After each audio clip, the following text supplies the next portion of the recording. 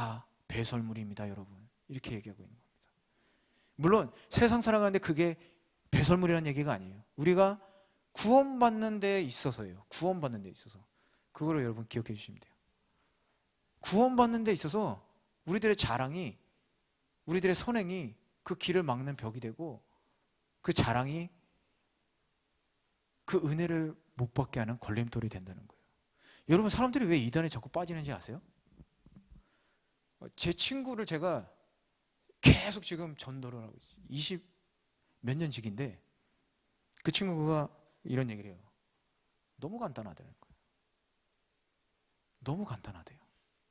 믿음은 구원받는 게 너무 간단하대요.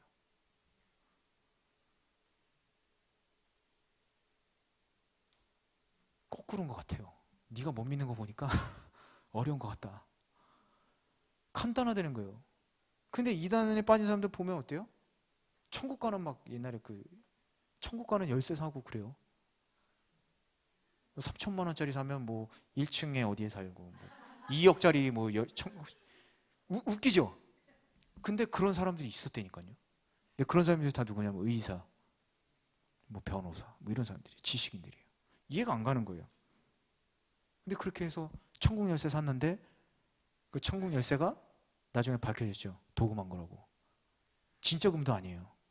도금했는데 그걸 3천만 원 주고 산 거예요. 얼마나 바보 같습니까? 그래서 그것을 자기들이 이만큼 쌓은 것들을 부정할 때 우리들의 마음이 어려워질 수 있는 겁니다. 유대인들은 지금 똑같은 거죠. 평생 어렸을 때부터 토라를 외우고 말씀을 막 외우면서 자라가지고 그게 진리인 줄 알고 내가 이러면 천국 가게 했는데 그걸로는 구원 못 받아. 이렇게 얘기하고 있는 거예요. 왜 구원 못 받아? 내 얘기를 하는 거예요. 근데 바울이 그런 얘기를 하고 있죠.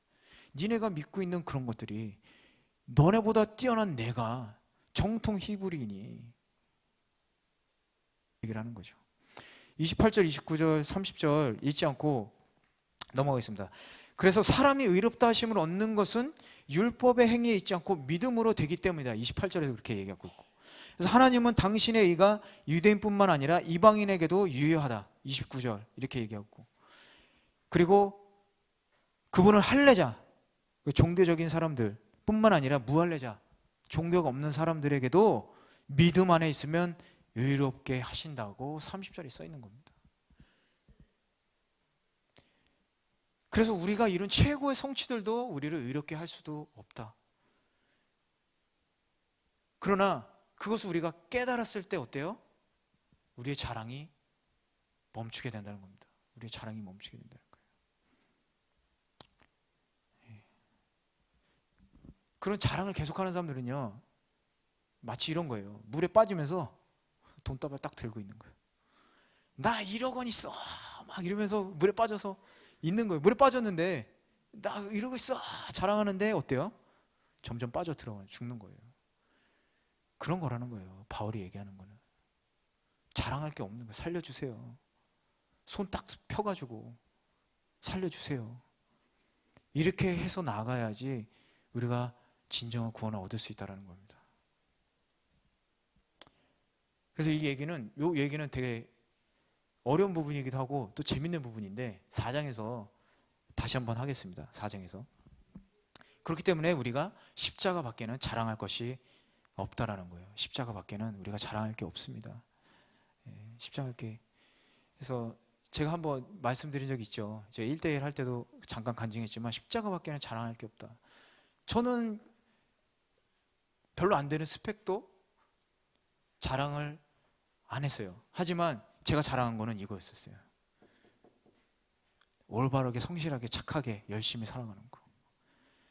그게 있었어요.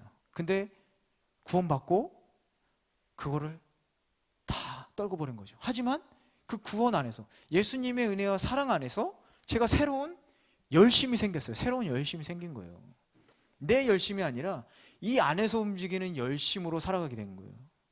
자랑할 게 없는 거예요. 그러니까 내가 죄인인데 구원받았는데 자랑할 게 없는 거예요. 그래서 결혼할 때 제가 예수님 자랑 실컷 하고 가진 게 아무것도 없는 거예요. 돈이요? 있는 돈 다 써가지고 신학교 갔어요. 가진 게 아무것도 없는 거예요. 그래서 그 장인어른 장모님한테 할 얘기가 없잖아요.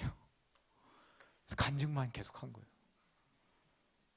제가 이렇게 사는데요. 제가 지금 돈은 없는데요. 여지껏 굶은 적이 없어요. 하나님이 먹여주시는 거예요.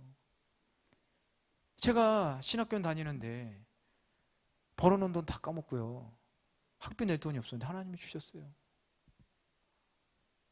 제가 이사가서 살 집이 없는데 하나님이 계약을 연장시켜 주셨어요. 간증을 막 한 거예요. 이 예수님이 저의 든든한 후원자입니다. 그 예수님이 여러분들의 후원자예요. 할렐루야. 그 예수님을 여러분 믿으시기 바랍니다. 저만의 예수님이 아니에요. 나의 하나님이 여러분의 하나님이시고 여러분의 하나님이 나의 하나님이시고 그 예수님이 우리의 자랑이라는 거예요.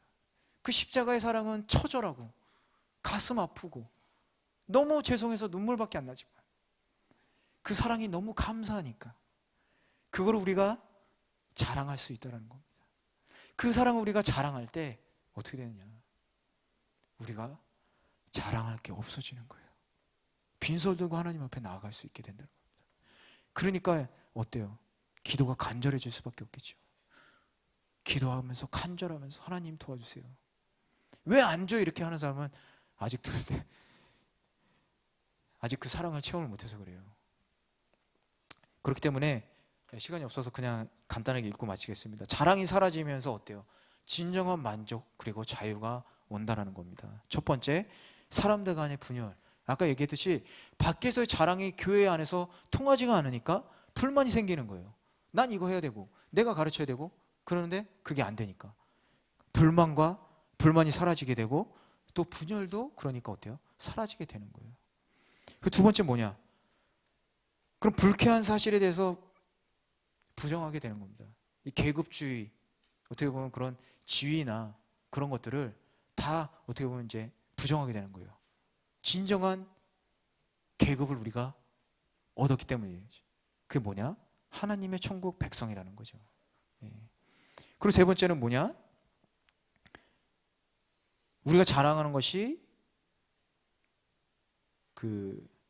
어떤 것이 위협을 받을 때 우리의 근본적인 안정감, 이렇게 공포에 휩싸이게 되죠. 예를 들어서 내가 자랑하는 게 돈인데 돈이 없어지면 어때요? 불안하죠. 내가 자랑하는 게 그 세상적인 지위인데 세상적인 지위가 없어졌어요. 갑자기 막 잘렸어요. 그럼 어때요? 불안하잖아요. 근데 아니라는 거예요. 그게 내 자랑이 안 될 때 그렇게 돼도 불안하지가 않다는 거예요. 그래서 복음은 우리를 마음을 완전히 새롭게 한다는 겁니다. 그런 불안을 없게 하고, 그렇죠? 그리고 그런 불만, 그런 분쟁에서부터 불만이 없어지고 만족하게 되고 너무 감사한 거죠. 기쁨이 있는 거예요.